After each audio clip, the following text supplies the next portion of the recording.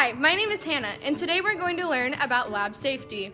Our first thing is the playground. We'll show you some tips on what to do when you're on the playground with children. The first thing to be observant of is the environment of the children. Are they safe? Is the equipment okay, or is it broken? Some key rules is no jumping on the bouncy bridge. Have one person to each stool. Sit down on the side so you safely get to the floor without any injury. When children are on the tire swing, make sure, depending on the age, that there's only 3 to 2 people on the tire swing. When children are on their bikes, make sure they're not running into each other and that they wear a helmet for safety. This concludes our clip of the safety of the playground.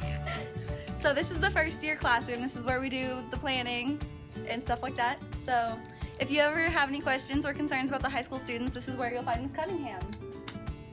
Yeah. This is the director's office. This is where you'll find our first aid kit, the bathtub, and our emergency backpack. Remember when you have medications for students that it's labeled and that it has each individual dosage for each student.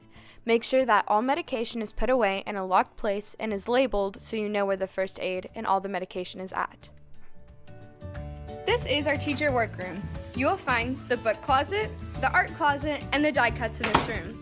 A lot of the things are labeled so you can help your teacher throughout the week and finding everything you need for your planning. This is our lab room. This is where our children are held from infants to age 4. When being in the classroom, make sure that students are in each center with a certain amount of students. Always be observant of every student in your classroom.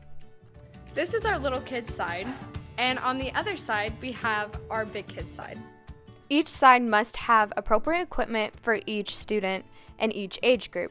Make sure that all equipment is safe for all students and that you check it regularly.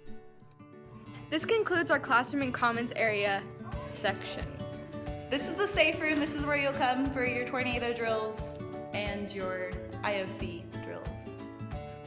Each child has their own name tag that they have to find their name and sit next to so that the teachers know when they are present or gone. Also, fire drills must be conducted monthly and all fire drill equipment must be inspected. As you see in this room, the cabinets are locked and the chemicals are put away in a safe place so children cannot harm themselves. First, we have our box room. Normally in here, you find boxes. Make sure all doors are locked so students and children don't get lost. This concludes all the rooms that you go to on a regular basis.